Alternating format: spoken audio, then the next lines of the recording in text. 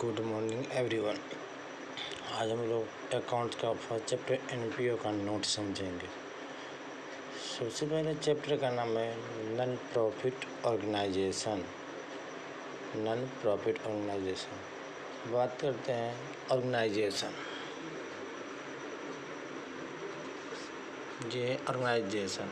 Organisation दो प्रकार के होते हैं, नॉन प्रॉफिट ऑर्गेनाइजेशन और प्रॉफिट ऑर्गेनाइजेशन। बट हमें नॉन प्रॉफिट ऑर्गेनाइजेशन पढ़ना है, प्रॉफिट ऑर्गेनाइजेशन नहीं पढ़ना है।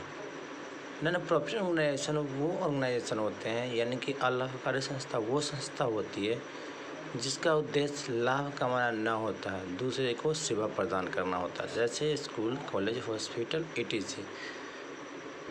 और लाभकारी संस्था वो संस्था होती है जिसका उद्योग लाभ कमाना होता है, लाभ कमाना, जैसे company limited, car showroom etc।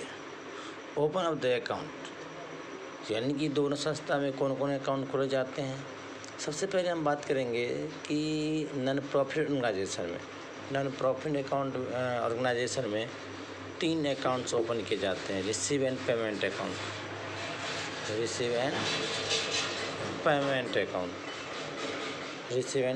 Account, पहला। दूसरा जो है इनकम एक्सपेंडिचर अकाउंट और तीसरा जो है balance sheet. Receive and payment account में capital receipt, revenue receipt, capital receipt और रेवेन्यू रिसिप्ट को डेबिट करें।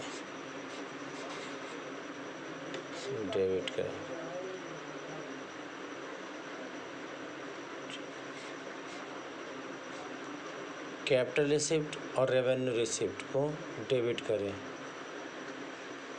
और कैपिटल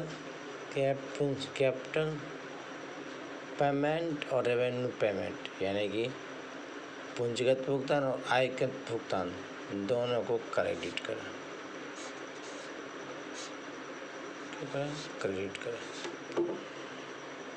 इनकम एक्सपेंडिचर अकाउंट में इनकम को रेवेन्यू, यानी कि इनकम को जो है, इनकम को हम लोग करेंगे, आय को करेंगे क्रेडिट करेंगे, इनकम को क्रेडिट करें और व्यय को हम लोग डेबिट। आय जो होता है दो प्रकार का होता है, कैपिटल एक्सपेंडिचर और रेवेन्यू एक्सपेंडिचर। कैपिटल एक्सपेंडिचर वो होता है जिससे किसी वस्तु पर खर्च करने से इसकी क्षमता बढ़ जाती है। रेवेन्यू एक्सपेंडिचर वो होता है जो किसी भी वस्तु पर खर्च करने पर उसकी क्षमता नहीं बढ़ती है। जैसे एक एग्जाम्पल के समझते हैं।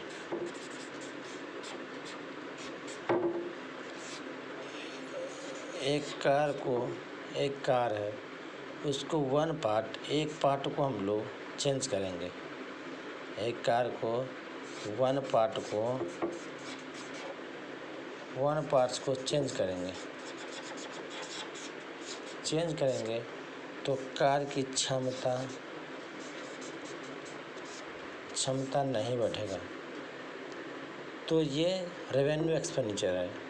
अगर कार को होल पार्ट चेंज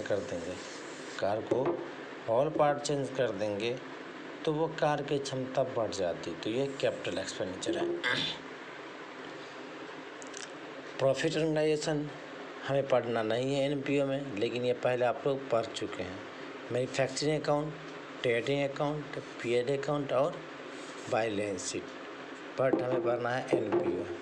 एनपीओ में 3 अकाउंट्स बनाया जाता है। पहले है receive and payment account. Receive and payment account है, it is a real account, यह रियल अकाउंट है। ए समरी अब द कैश बुक, ये कैश बुक की तरह बनता है, यानी कि कैश बुक जैसे डेबिट से शुरू किया जाता है, ये भी बैलेंस डेबिट से शुरू किया जाता है।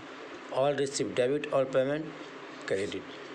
रिसिप्ट दोनों तरह के होते हैं, कैपिटल रिसिप्ट और रेवेन्यू रिसिप्ट। पहले बता दिए, कैपिटल रिसिप्ट वो होते हैं जो बार बार पाया जाता है, और रेवेन्यू रिसिप्ट वो होते हैं जो बार बार नहीं पाया जाता है। Both nature the capital and revenue दोनों को। Income expenditure account, it is a nominal account. Summary of pure account, balance debit और क्रेडिट बोथ होता है, जिसको हम लोग सरप्लस एंड डिप्रिसिएट करते हैं। Balance it is the financial position and the both of the accounting year. अब homework में सबसे पहले आइडेंटिफाई होता है रिसीविंग पेमेंट अकाउंट बनाने थे, तब आपका क्वेश्चन ये होता है capital receipt, revenue receipt, capital receipt, revenue receipt. Capital receipt के बारे में पहले बता दिए, जो बार बार नहीं मिलता है, ये राशि ज़्यादा होती है। रेवेन्यू रिसिप्ट जो बार बार मिलती है। कैपिटल एक्सपेंडिचर वो होते हैं जिसे खर्च करने पर हमें उसकी क्षमता, किसी वस्तु की क्षमता बढ़ जाती है। लेकिन रेवेन्यू एक्सपेंडिचर वो होती है जो किसी पर भी क्षमता, किसी भी वस्तु पर खर्च करने से इसकी क्षमता नहीं बढ़ती है। जैसे मैंने आपको एग्जांपल बताया कि कार के अगर एक पार्ट का चेंज करेंगे तो कार की किसी क्षमता नहीं बढ़ेगी, लेकिन कार की हॉल पार्ट को चेंज करेंगे तो कार की क्षमता बढ़ जाएगी। मैन्युफैक्चरिंग अकाउंट आप लोग पहले पढ़ चुके हैं 11th में, ट्रेडिंग अकाउंट भी पढ़ चुके हैं, पीएल अकाउंट भी पढ़ चुके हैं और बैलेंस शीट भी पढ़ चुके हैं।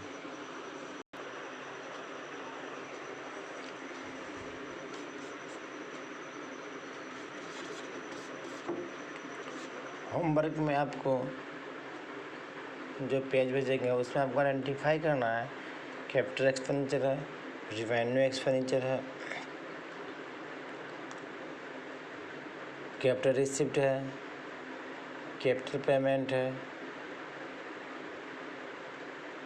रेवेन्यू रिसिप्ट है, कैपिटल रिसिप्ट है। आपको आइडेंटिफाई करना है। सबसे बड़ा इम्पोर्टेंट रहता है, यानी कि रूल्स की हम बात करेंगे तो रिसीविंग पेमेंट अकाउंट्स का रूल बनाने का रूल जो होता है रिसीविंग पेमेंट अकाउंट में, तो सबसे पहले हम दिखा दिए हैं कि डेबिट में ऑल